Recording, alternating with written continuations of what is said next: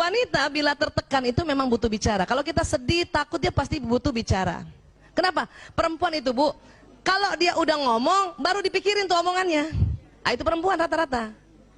Laki-laki, ya, bila tertekan tidak mau bicara. Ini harus hati-hati ya, Bu. Kalau suami ibu sampai di rumah, kemudian ibu lihat, ya, dia kayaknya sedih banget mukanya, ya, karena 10 menit tadi. Setelah 10 menit masih sedih, kan ibu tanya kan? Abi sedih ya? Iya. Abi capek ya? Iya. Bu, kalau ibu sudah tanya suami yang mukanya tadi sedih setelah 10 menit ya, 10 menit pertama kan itu lazim. Setelah 10 menit masih sedih banget, dan ibu tanya, dan dia bilang iya, tolong ibu tidak tanya-tanya lagi. Saya dulu salah. Waktu suami saya datang, saya lihat mukanya kan, ayah capek ya? Iya. Kenapa sih ya? Mau ya cerita sama aku kan istrimu, ibu dari 5 anak-anakmu. Apa kata suami? Diam. Itu sakit hati banget. Ya, laki-laki tidak mau diajak bicara, Bu. Kenapa? Ada otak laki-laki yang Allah kasih, tidak ada sama perempuan. Apa? Pada saat dia ada masalah, dia harus diam untuk mencari solusi sendiri.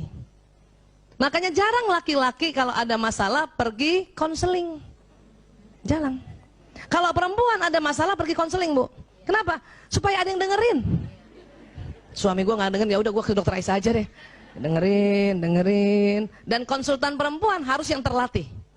Kalau enggak, dia juga pengen ngomong, Bu.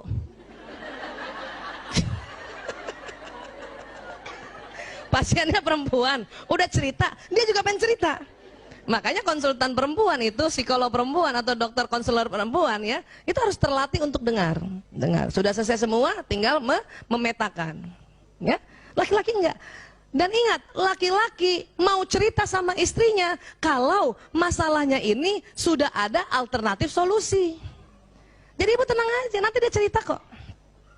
Termasuk anak kita kalau datang. Ya. Sayang, kok kayaknya marah ya? Iya, Bun. Mau ya cerita sama Bunda. Bunda kan ibumu yang melahirkanmu.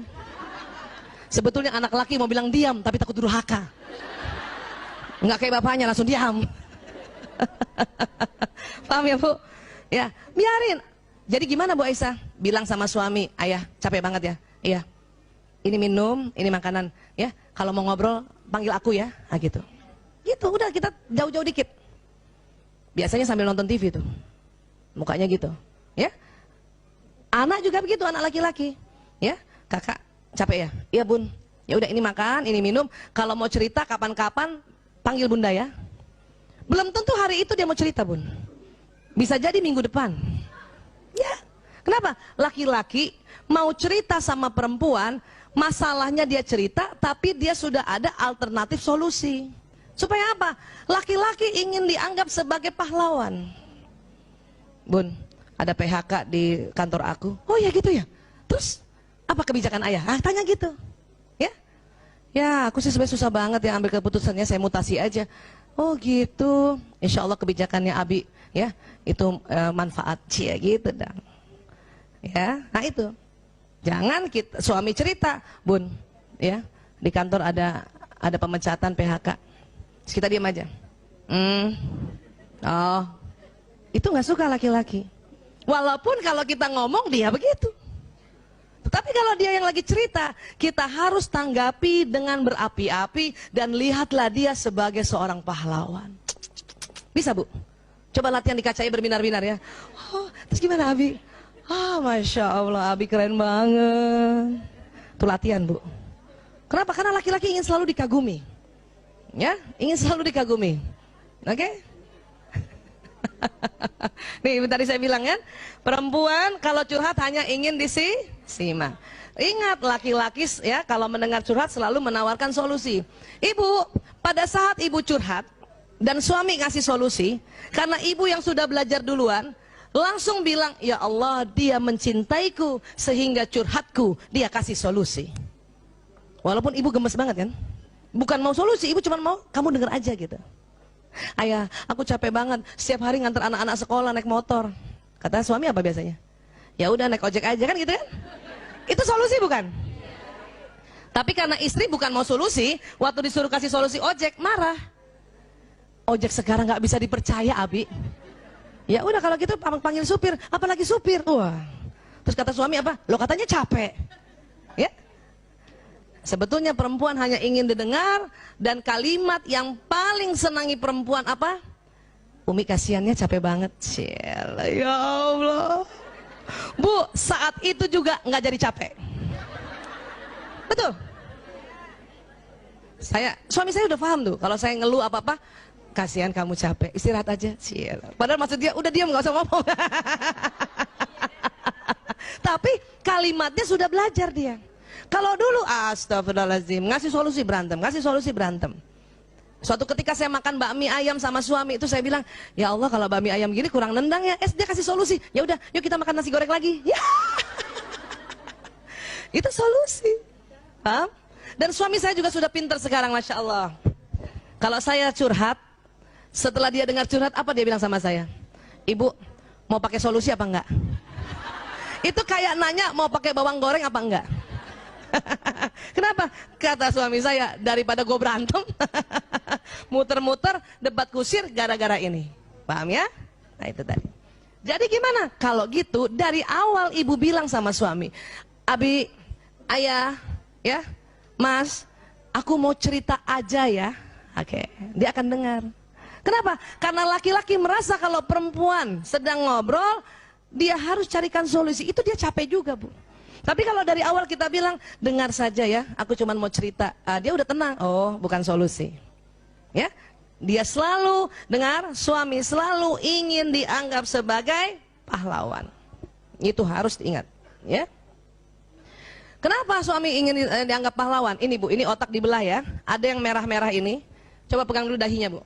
Nah, di dalam situ Bu, ini kayak ibu pegang dahi itu yang ini nih, ini ya, depan sini ya. Nah, agak ke dalamnya itu ada segitiga. Ini saya kasih warna merah, aslinya bukan warna merah ya. Namanya hipotalamus. Hipotalamus. Apa Bu? Hipotalamus. Ternyata Allah ciptakan hipotalamus laki-laki 2,5 kali lebih lebar dari perempuan. Ini. Ya. Jadi lebih besar siapa Bu? Laki-laki. Berapa besarnya Bu? 2,5 kali. Ini supaya kita hafal terus ya, diulang-ulang ya. Apa fungsi hipotalamus? Sebetulnya banyak ya. Tetapi untuk laki-laki ya dan perempuan ini, hipotalamus ini pertama, pusat menjaga keamanan Bu. Berarti laki-laki lebih jago jaga keamanan bukan? Iya. Itu makanya dia juga selalu ingin dilihat sebagai pahlawan. Ini harus kita ciptakan Bu. Bu Aisyah, tapi kan kita pura-pura. Enggak pura-pura Bu. Kita harus create. Kita harus memang buat suasana seperti itu. Bukan pura-pura. Itulah amal ibadah kita sebagai seorang istri. Ya. Banyak suami-suami lagi ngobrol sama temennya, cerita tentang kehebatannya, kita ngomong apa dalam hati? Bohong. Apalagi kalau temennya lihat kan, itu bahaya banget Bu. Ya. Biarin, kalau suami cerita walaupun dia sesungguhnya, ya, dia bukan berbohong. Dia sedang negosiasi. Ya, kalau ada temennya tanya, ya, kamu punya chat nggak? Punya? Walaupun nggak punya tuh, itu negosiasi. Kita juga harusnya mendukung. Iya betul, insya Allah ada punya. Jangan. Oh.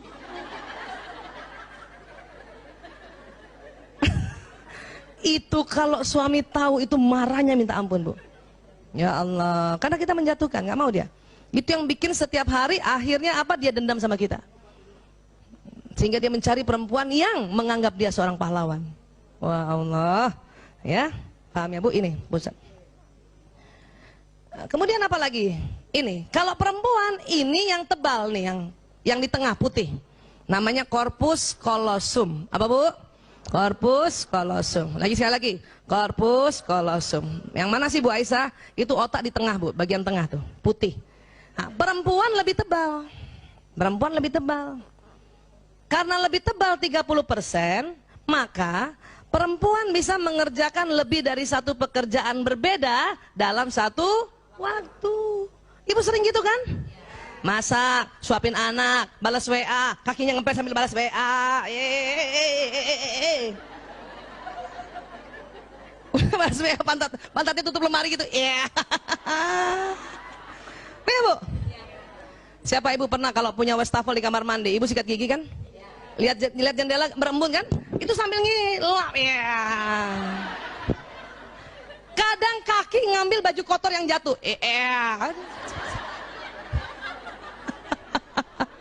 Iya Bu. Siapa ibu yang bawa mobil? Antar anak, zaman dulu tuh. Apalagi ya, bawa mobil, anak belum makan disuapin, betul Bu? Masih bisa kita dengar qiraat ya dari kaset, masih bisa pasang alis. Itu perempuan. Bahkan ada gurunya teman anak saya, perempuan itu, dia naik mobil, dia naik motor dan selalu pakai helm. Tapi sambil dia naik motor bisa pasang alis, Bu. Itu perempuan, keren banget. Kok bisa Bu Aisyah? Enggak, dia tahu dari rumahnya ke tempat dia kerja melewati 4 lampu merah.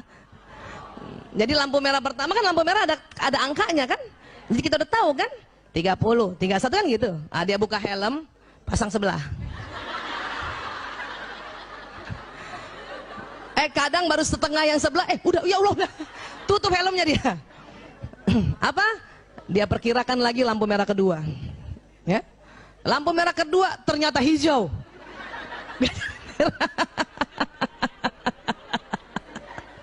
Lampu merah ketiga untung merah. Dia buka, betulin dikit. Ya, baru sebelah kan? Lampu merah keempat enggak merah, hijau. Makanya sampai pekarangan sekolah baru sebelah.